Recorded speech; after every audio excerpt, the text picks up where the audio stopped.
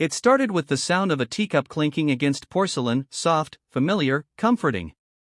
Every morning, without fail, Mrs. Hale would knock gently on my door at exactly 8 a.m., holding a steaming cup of jasmine tea in her trembling hands. I used to wonder how someone her age managed such consistency. I was 24, struggling to find my place in the world, and she, an 80-year-old widow with silver hair and bright blue eyes, was the only stable part of my life. When I moved into that small apartment building, I was broken in ways I didn't fully understand. I just lost my mother to cancer, quit my job after failing to meet endless expectations, and had no clear direction ahead.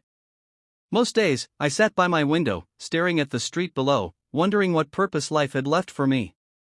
And then, one morning, a soft knock changed everything.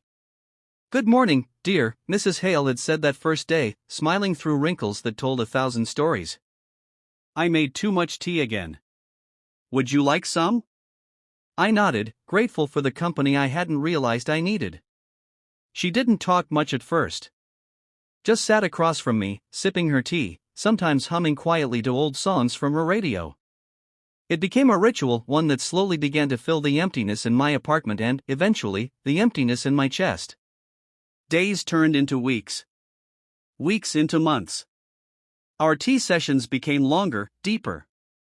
She told me about her late husband, George, a war veteran who used to write her love letters every week, even when they lived under the same roof. She talked about the daughter she'd lost in an accident when she was only 22. Every time she spoke of loss, her voice trembled but her eyes remained calm, like she'd learned to live with the ache instead of running from it.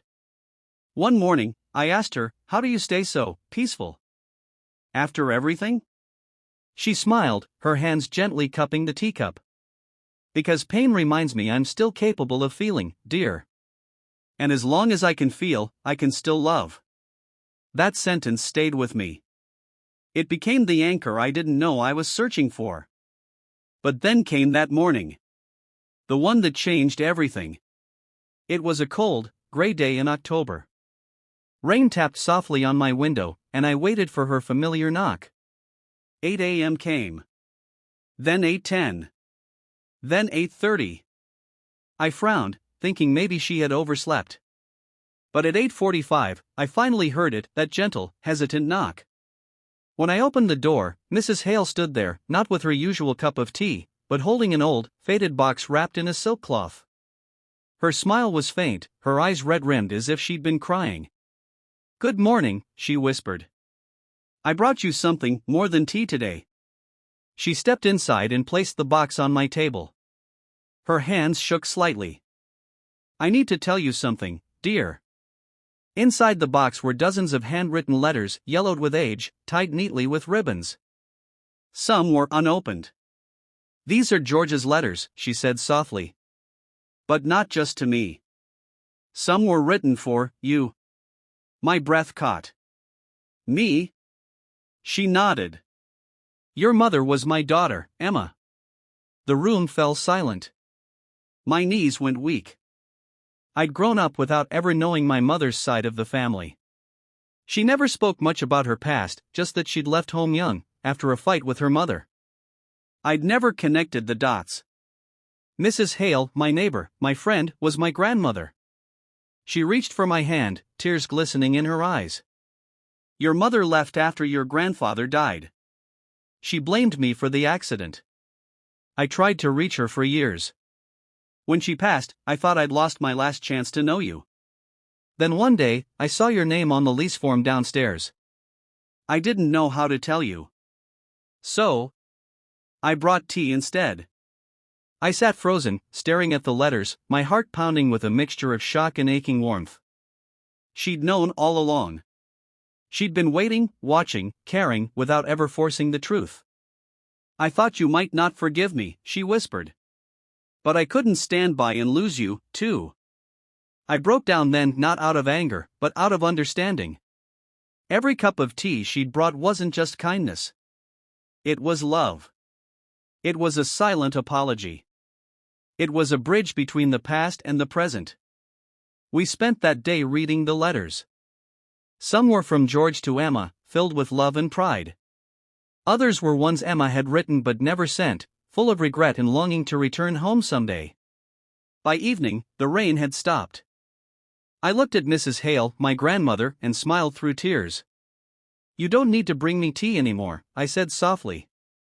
She smiled, her wrinkled hands finding mine. "Oh, I will. Just maybe with a little more sugar now." The next morning, she was back, same time, same knock. This time, I opened the door before she could even knock twice. We sat together as the sun rose, not as neighbors anymore, but as family. Over the next few months, I began to rebuild my life with her encouragement.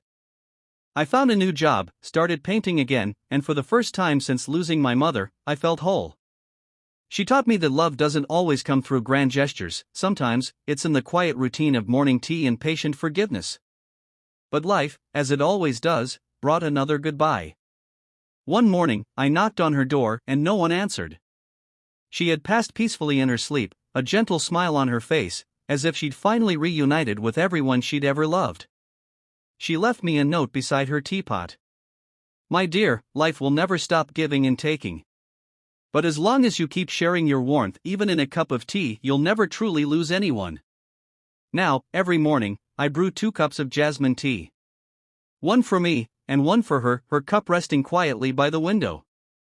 Because love doesn't end when someone's gone. It lives on in the little things they've left behind, like a warm cup of tea and the memory of someone who once brought something more. Moral: sometimes, the love we've been searching for has been right next door, quietly waiting for us to open the door and let it in. Would you like me to adjust the pacing or dialogue style to match a YouTube narration tone, more emotional pauses, simpler sentence rhythm, and hooks for listener retention? It can make it flow perfectly for a 15-minute story video.